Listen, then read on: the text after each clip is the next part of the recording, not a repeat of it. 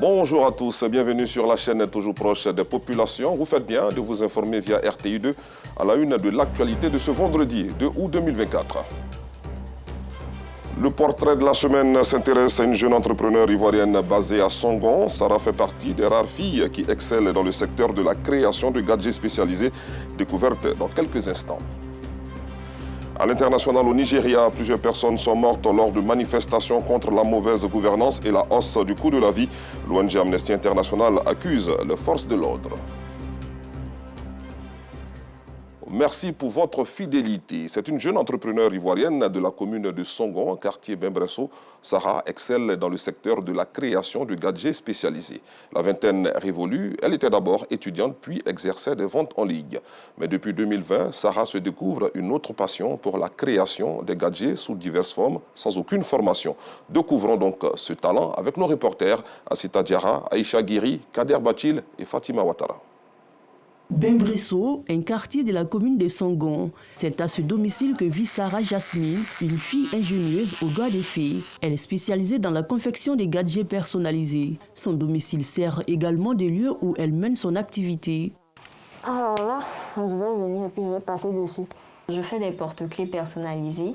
Il y a des coques personnalisées que je fais, des carnets personnalisés, des stylos personnalisés, tout ça à base de résine, et même des peignes personnalisés. Je fais également des bijoux. Ces jours, elle doit réaliser 200 porte-clés devant servir d'objet de souvenir du mariage de deux toutéraux en ce mois d'août. Quand un client vient me voir, souvent c'est pour des mariages, des cérémonies ou juste pour offrir ou bien pour se faire plaisir. Mais dans ce cas-là, par exemple, c'est un mariage. Et donc, je voulais lui offrir le meilleur. C'est en 2020 que Sarah s'est lancée dans cette activité de production de gadgets personnalisés. 3 ans après, elle met fin à ses études en classe de Master 2 pour se consacrer à sa passion. Elle transforme donc sa salle d'études en atelier de production de gadgets. Au début, ça allait puisque j'arrivais très bien à m'en sortir aisément avec les études et l'entrepreneuriat à côté. Au fur et à mesure que ça s'agrandit, les activités ont eu un peu plus d'impact.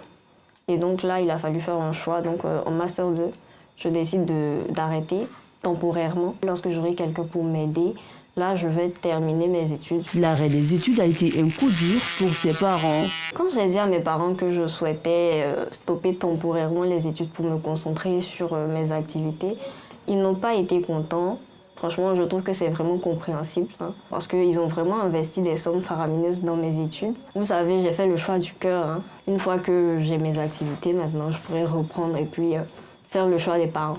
La matière première de Sarah est importée. Elle se souvient encore de son premier achat en Chine. Personnellement, j'adore les paillettes. Et quand une première fois j'ai vu des articles avec des paillettes, je me suis dit mais c'est beau.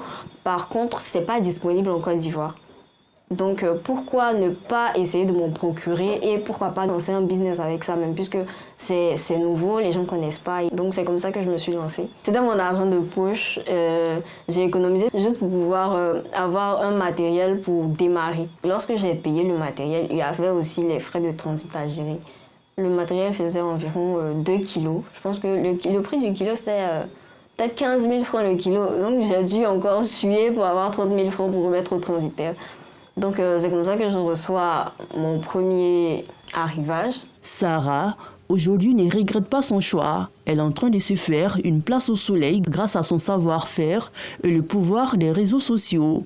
Aujourd'hui, c'est la fierté, surtout quand j'ai des commandes de clients qui sont en dehors du pays. Franchement, c'est beaucoup de fierté et beaucoup d'honneur. Toute ma stratégie marketing est basée sur les réseaux sociaux. 70% de mes clients viennent d'Abidjan.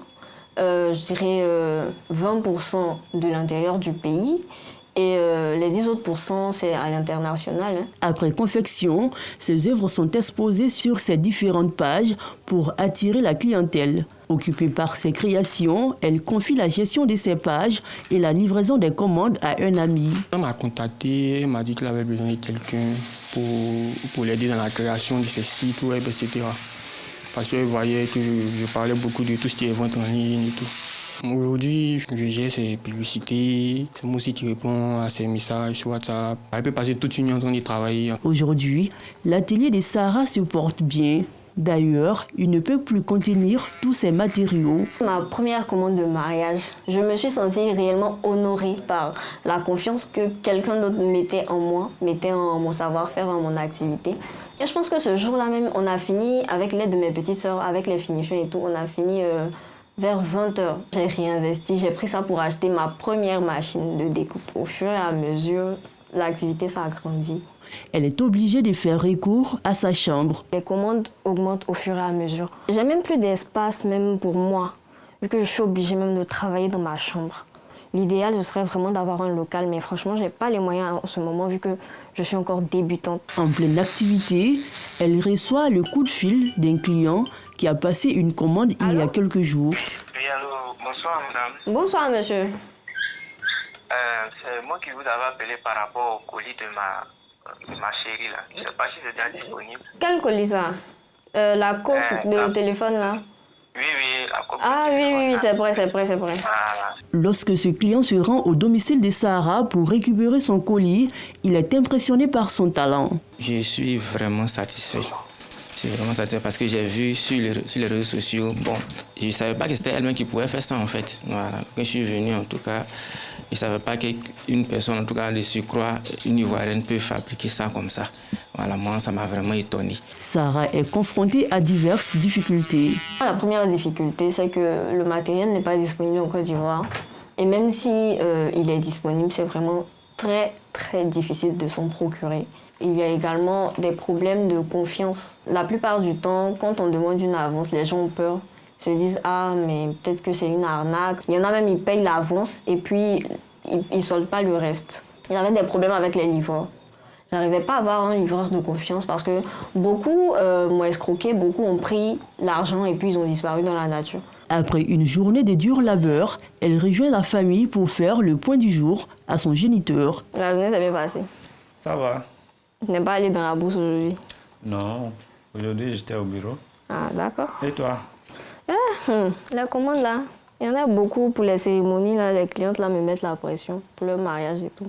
Sinon ça va. Aujourd'hui, Sarah Jasmine fait la fierté de sa famille grâce à son courage et sa détermination. Quand on a financé les études d'un enfant qui est arrivé à ce niveau-là, et puis elle décide du coup d'embrasser l'entrepreneuriat. Mais pour un père de famille, c'est toujours avec beaucoup d'appréhension qu'on prend ces choses-là. Je suis fier, toute la famille est en train de la suivre, voilà, de la coacher. Nous nous engageons à la soutenir dans la mesure de nos moyens. Elle est assez têtue dans son activité parce qu'au début, vraiment, il y avait de sérieux doutes. Moi-même qui suis le grand frère, j'ai tempêté. Au fil du temps, quand on regarde d'où elle vient et où elle s'en va, on voit qu'il y a beaucoup d'améliorations. Elle a ouvert sa gamme, elle a fait d'autres produits et en tout cas, je la félicite pour cela. Sarah Jasmine, âgée seulement de 24 ans, est un exemple pour la jeunesse ivoirienne. Elle entend ouvrir des ateliers dans toutes les communes du district autonome d'Abidjan pour booster son chiffre d'affaires et former les jeunes attirés par son activité. On peut le dire, Sarah doit être une référence pour de nombreuses jeunes filles de notre pays.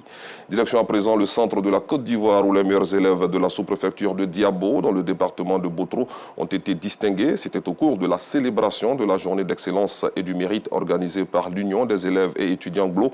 Plus de 300 élèves méritants ont été récompensés pour leur performance scolaire. Reportage Boubacar Silla et Kader Sogodogo.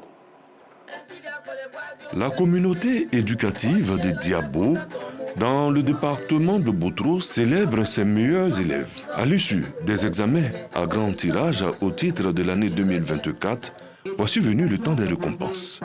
Une cérémonie de distinction en présence des autorités locales, acteurs du système éducatif, parents et amis. Ce sont au total 380 lauréats, dont 288 écoliers et 97 élèves. Pour cette année, le meilleur bachelier de Diabo se nomme Aledji Nguessan. Il a obtenu le bac A1 avec 255 points. Rachel Kwame Adjoa se taille la part du lion au niveau du BEPC. Et enfin, bienvenue Koné pour le CEPE avec 159 points sur 170. À Madame la Présidente de l'IOGLO, merci d'être un modèle pour nous les élèves du GLO et surtout les hommes de jeunes filles. À Monsieur le parrain, cher papa, merci pour tout ce que vous faites pour la jeunesse estudiantine et scolaire du GLO. Une initiative de l'Union des élèves et étudiants GLO, en abrégé UE-GLO, qui vise à récompenser les élèves les plus méritants et à susciter une saine émulation chez les apprenants. L'UE-GLO rêve d'un canton GLO où règne l'excellence, gage de la construction d'une région prospère et développée. Le parrain de la cérémonie, le ministre de l'Environnement et de la Transition écologique, Jacques Assaoré Kona, par ailleurs président du conseil régional de Békay, félicite les apprenants pour leur abnégation afin qu'ils continuent de donner le meilleur d'eux-mêmes. Cultiver l'excellence, qui est un credo du chef de l'État lui-même. Aujourd'hui, il s'est agi de récompenser les meilleurs élèves. Donc il était question qu'ils soient récompensés et leur demander de continuer dans cette voie. Aux côtés des élèves qui ont reçu chacun un kit scolaire, les meilleurs enseignants du primaire et du secondaire ont été récompensés. La célébration de l'excellence en milieu scolaire à Diabo est à sa 4e édition. Parlons littérature à présent avec cette question. Comment acheter un terrain sans se faire arnaquer? C'est le titre du tout premier ouvrage littéraire de Guillaume Yeboué, expert foncier et immobilier. Un livre qui aborde les différentes procédures pour l'acquisition d'un terrain. Sa dédicace a eu lieu le week-end dernier dans la commune de Yopougon, en présence de notre reporter Noussangari.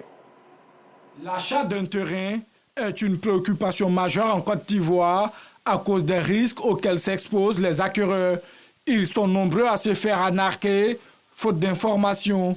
Ce livre de Guillaume Yeboué vient donc à point nommé. Comment acheter un terrain en Côte d'Ivoire sans se faire arnaquer? C'est le titre de cette œuvre qui aborde les différentes procédures d'acquisition d'un terrain. Tous ceux qui sont en Côte d'Ivoire savent les différentes problématiques qui sont liées à acquérir un terrain. Les histoires d'arnaque, les terrains qui appartiennent à plusieurs personnes. Moi-même, dans le passé, malheureusement, j'ai eu à être victime de cela. Voilà. Et malheureusement, je n'ai pas trouvé de personnes qui donnaient des conseils. On a plusieurs personnes, des acteurs qui ont été plutôt des vendeurs, mais il y a très peu de personnes qui donnaient des conseils. Et quand j'ai découvert comment ça fonctionnait, parce que c'est une affaire de procédure, j'aime à dire on n'achète pas un terrain comme on achète une baguette de pain.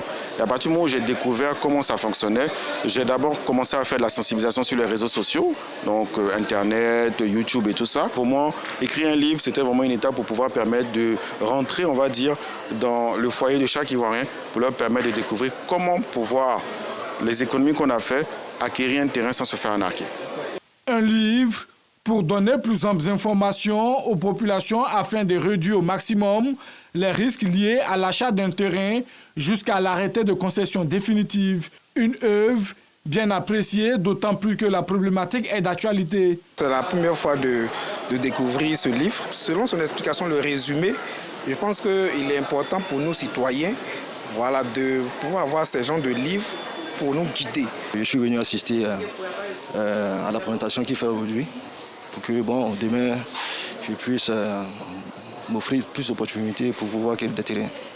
Donc je recommande vraiment Guillaume Yeboué à toutes les personnes qui sont désireuses d'acquérir un terrain en Côte d'Ivoire. Ce livre est un guide pratique pour devenir réellement propriétaire. L'auteur Guillaume Yeboué est un expert foncier et immobilier. Il est à son premier ouvrage littéraire. Ouvrons la page internationale de cette édition au Nigeria. Au moins 13 personnes sont mortes hier lors de manifestations contre la mauvaise gouvernance et la hausse du coût de la vie, affirme ce vendredi Amnesty International, qui accuse les forces de l'ordre d'avoir tué des manifestants pacifiques. 6 personnes ont été tuées près de la capitale Abuja, 4 à Maïdougouri et 3 à Kaduna, selon un communiqué de l'ONG publié sur le réseau social X. Toujours sur le continent au Soudan, selon le comité d'examen de la famine du cadre intégré de classification de la sécurité alimentaire des Nations Unies, la situation alimentaire dans le Darfour est plus que critique. Selon un rapport publié mercredi dernier, le camp des Zamzam, situé à 12 km de la ville assiégée d'El Fasher, est confronté à la famine à cause de la guerre qui ravage le pays depuis avril 2023 et le manque d'accès humanitaire. Point de chute de ce tour du monde, Madagascar, la jeune judokate Laura Razanaïvo, championne d'Afrique dans la catégorie des moins de 70 kg, s'est inclinée face à la Britannique Katie Brown lors de son premier combat à Paris le mercredi dernier. Quelques heures plus tard, l'ancien judoka Siteni Radanaiko, à la tête du comité olympique malgache, a pointé du doigt les mauvaises conditions de préparation des athlètes sur l'île. Merci d'avoir suivi cette édition. Bonne suite de programme sur RTI2.